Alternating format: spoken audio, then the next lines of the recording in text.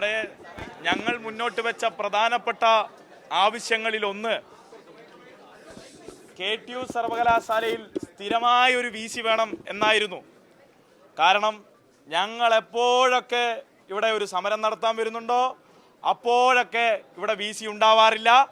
ഇന്നും ശിവപ്രസാദ് എന്ന KTU VC ഞങ്ങൾ വരുന്ന സമയം നോക്കി തക്ക സമയത്ത് ഇവിടുന്ന് ഒളിച്ചോടി. അതുകൊണ്ട് തന്നെ ഞങ്ങളുടെ ഒന്നാമത്തെ ആവശ്യം ഉടനടി ഒരു പൂർണ്ണമായിട്ടുള്ള ഒരു VC ഇവിടെ വരണമെന്നാണ്. ഇദ്ദേഹത്തെ ഹൈക്കോടതി, കേരളത്തിൻ്റെ ബഹുമാനപ്പെട്ട ഹൈക്കോടതി വലിച്ചെറിഞ്ഞപ്പോൾ, സുപ്രീം കോടതി താൽക്കാലികമായി തുടരാമെന്ന് പറഞ്ഞപ്പോൾ ഉടനടി പുതിയ VC വേണം എന്ന ആവശ്യം മുന്നോട്ട് വെക്കാൻ ഇവിടെ ഉത്തരവാദികളായിട്ടുള്ള പ്രോ VC ഇല്ല, രജിസ്ട്രാർ ഇല്ല. ജോയിന്റ് രജിസ്ട്രാറായി ഇന്ന് രജിസ്ട്രാറുടെ ചുമതല വഹിക്കുന്നത് VCയുടെ മുൻ PA ആണ്. അദ്ദേഹത്തോട് നടത്തിയ ചർച്ചയുമായി ബന്ധപ്പെട്ട് നടത്തിയിട്ടുള്ള തീരുമാനങ്ങളാണ് ഇവിടെ പറയുന്നത്. അദ്ദേഹത്തിൻ്റെ ഓഫീസ് കപ്പാസിറ്റിയിലിരുന്ന് എന്തു ചെയ്യണമെന്ന് പോലും അറിയാത്തവരായി ഈ സർവകലാശാലയെ പൊളിച്ചടക്കാൻ RSS കൊടുത്ത കൊട്ടേഷന് മേലിൽ പ്രവർത്തിക്കുന്നവരായി ഇവർ മാറിയപ്പോൾ ഇവരുടെ മുന്നിൽ ഞങ്ങൾ വെച്ചിട്ടുള്ളത് ശിവപ്രസാദിനെ ഇവിടെ സമൻ ചെയ്യണമെന്നാണ്. ഞങ്ങൾക്ക് ഈ KTUവിൻ്റെ താൽക്കാലിക VCയെ കാണണമെന്നാണ്. ഈ വരുന്ന 13-ാം തീയതി ഉച്ചക്ക് 2 മണിക്ക് SFIയുടെ പ്രതിനിധികൾ ഈ പറഞ്ഞ ശിവപ്രസാദിനെ KTUവിൻ്റെ ആസ്ഥാനത്ത് വെച്ച് നേർക്കുനേർ വെച്ച് ഈ ചോദ്യങ്ങൾ ചോദിക്കാനുണ്ട്. പുതിയ പ്രോ VC, പുതിയ രജിസ്ട്രാർ, പുതിയ VC സെർച്ച് കമ്മിറ്റി ഇതുൾപ്പെടെ കോൺസ്റ്റിറ്റ്യൂട്ട് ചെയ്യാനുള്ള നടപടിക്രമങ്ങൾ എപ്പോൾ എന്നതിൻ്റെ ഭാഗമായി 13-ാം തീയതി ഉച്ചക്ക് 2 മണിക്ക് യോഗ തീരുമാനം, ആ യോഗത്തെ ഒന്നാമത്തെ തീരുമാനമായി എടുത്തിട്ടുള്ളത് ഈ യോഗം വിളിച്ചു ചേർക്കാനും ആ യോഗത്തെ തുടർന്ന് ഈ തീരുമാനങ്ങൾ ഞങ്ങൾ നേരത്തെ പറഞ്ഞ സെർച്ച് കമ്മിറ്റി, പുതിയ VC, ഈ പറഞ്ഞ രജിസ്ട്രാർ ഉൾപ്പെടെയുള്ള ഈ സർവകലാശാലയെ മുന്നോട്ട് കൊണ്ടുപോകാനുള്ള ആളുകളെ നിയമിക്കലാണ്. പരീക്ഷ കൺട്രോൾ ഉൾപ്പെടെ ഇവിടെ വരേണ്ടതായിട്ടുള്ള, ഇവിടെ ആവശ്യമായിട്ടുള്ള ഉദ്യോഗസ്ഥർ ഇന്നിവിടെ ഇല്ല. യോഗങ്ങൾ ചേരാൻ കഴിയുന്നില്ല. ഈ സർവകലാശാല മുന്നോട്ട് പോകുന്നില്ല. അതിനെ മുൻനിർത്തിയുള്ള ചർച്ചയായിരിക്കും 13-ാം തീയതി ഉണ്ടാവുക. മറ്റൊന്ന് S8 സെമസ്റ്ററുമായി ബന്ധപ്പെട്ടാണ്. S8 റീവാലുവേഷൻ സെമസ്റ്ററിൻ്റെ റിസൾട്ട് വരാതെ ആയിരക്കണക്കിന് വിദ്യാർത്ഥികൾ അവരുടെ ഉന്നത പഠനം മുടങ്ങിക്കിടക്കുകയാണ്.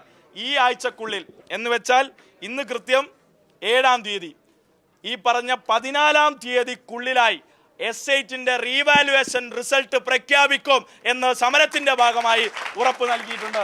അതിന് പുറമെ S6ന്റെ റിസൾട്ട് ഇന്ന് വൈകുന്നേരത്തിനുള്ളിൽ ഇവിടെ പബ്ലിഷ് ചെയ്യുമെന്നുള്ള ഉറപ്പും ഈ സമരത്തിന്റെ ഭാഗമായി ഞങ്ങൾക്ക് ലഭിച്ചിട്ടുണ്ട്.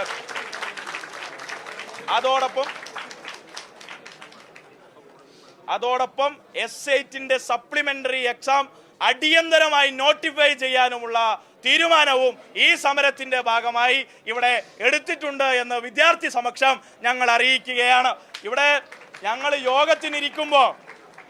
യോഗത്തിനിരിക്കുമ്പോൾ ആദ്യം യോഗമിരിക്കാൻ ഓഫീസില്ല, ഇവിടെ യോഗമിരിക്കാൻ സ്ഥലമില്ല, നമുക്ക് നിന്ന് സംസാരിക്കാം എന്നാണ് ഉത്തരവാദികൾ പറഞ്ഞത്.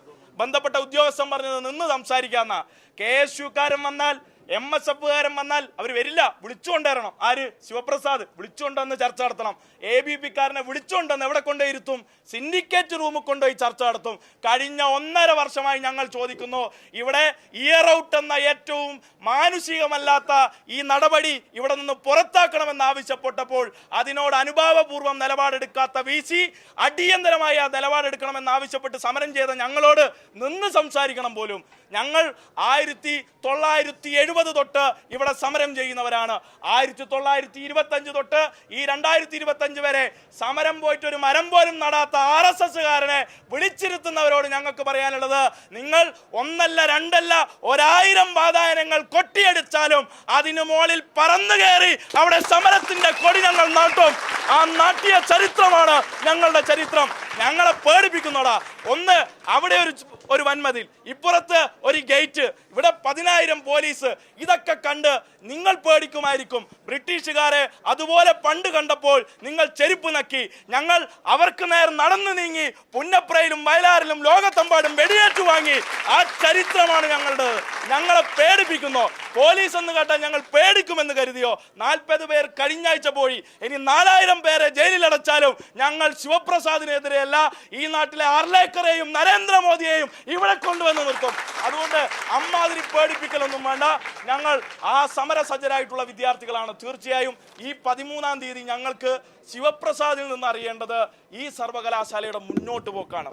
ലക്ഷക്കണക്കിന് വിദ്യാർത്ഥികൾ പഠിക്കുന്നതാണ്, ഗവൺമെന്റിൻ്റെതാണ്. ഇവിടെ ചില ഉദ്യോഗസ്ഥർ പറഞ്ഞു ചാൻസലറാണ് എല്ലാം, RSSകാരായ ചിലരെ ചാൻസലറാണ് എല്ലാം. ഈ ചാൻസലറെ, ഗവർണറായിട്ടുള്ള ചാൻസലറെ ചാൻസലറാക്കിയത് ആരാ? ഭരണഘടനയാണോ? കേരളത്തിന്റെ നിയമസഭയാണ്. KTU സർവകലാശാല ആരുടെയാ? സ്റ്റേറ്റിന്റെ സർവകലാശാലയാ. ഈ നാട്ടിലെ എന്റെയും നിങ്ങളുടെയും അച്ഛനമ്മമാർ പണിയെടുത്ത് അതിന്റെ നികുതി പണം കൊണ്ടുണ്ടാക്കിയതാണ് ഈ ഓരോ കാണുന്ന തോളും ഈ കാണുന്ന എല്ലാ അമ്പരചുംബികളായ കെട്ടിടങ്ങളും. ഇത് സ്റ്റേറ്റിന്റെ സർവകലാശാലയാ. ആ സ്റ്റേറ്റിന്റെ സർവകലാശാലയെ അകമേവെ പൊളിക്കാനുള്ള RSS അജണ്ടയാണ് ഇതിനുള്ളിലിരിക്കുന്ന RSSകാരായിട്ടുള്ള ഉദ്യോഗസ്ഥർ നടത്തുന്നത്. അത് അനുവദിക്കാൻ കഴിയില്ല. വിദ്യാർത്ഥികളുടെ ജീവിതം ഇല്ലാതാക്കി വിദ്യാർത്ഥികളെ ഈ നാടിനെതിരെ തിരിക്കാനുള്ള ഇവരുടെ ഗൂഢമായ അജണ്ടക്കെതിരെയാണ് ഞങ്ങളുടെ സമരം. 13-ാം തീയതി ഇതിന്റെ മേലിൽ തീരുമാനം ശിവപ്രസാദ് എടുക്കുന്നില്ല എങ്കിൽ ഈ സർവകലാശാലയുടെ ഇയർ ഔട്ട് സംവിധാനം പൂർണ്ണമായും എടുത്തു മാറ്റുന്ന തീരുമാനം 13-ാം തീയതി ഉണ്ടാകണം. അതില്ല എങ്കിൽ ശിവപ്രസാദിന് പിന്നീട് എളുപ്പത്തിൽ KTU സർവകലാശാലയിലേക്ക് കടന്നു വരാൻ കഴിയില്ല. ഇവിടെ അനിശ്ചിതകാലമെങ്കിൽ അനിശ്ചിതകാലം അടിയന്തര സമരത്തിലേക്ക് ഞങ്ങൾ പോകും. ഇയർ ഔട്ട് സിസ്റ്റം മാറ്റുന്നത് വരെയും ഞങ്ങൾ സമരരംഗത്തുണ്ടാകും എന്ന് അടിവരയിട്ട് പറയുകയാണ്. പുതിയ VC, പുതിയ രജിസ്ട്രാർ, പുതിയ ProVC, പുതിയ എക്സാം കൺട്രോളർ ഉൾപ്പെടെ കേരളത്തിന്റെ പൊതുവിദ്യാഭ്യാസ രംഗത്തെ, ഉന്നത വിദ്യാഭ്യാസ മേഖലയെ കാവ്യവൽക്കരിക്കാനുള്ള നയങ്ങൾക്കെതിരെയുള്ള സമരരംഗത്ത് ആ സമരത്തെ വിജയിപ്പിക്കാൻ ഞങ്ങൾ അക്ഷീണം പ്രവർത്തിക്കുമെന്ന് ഈ സമര വിജയത്തിന്റെ ഭാഗമായി, ഈ തീരുമാനങ്ങളുടെ ഭാഗമായി ഇവിടെ അറിയിക്കുകയാണ്.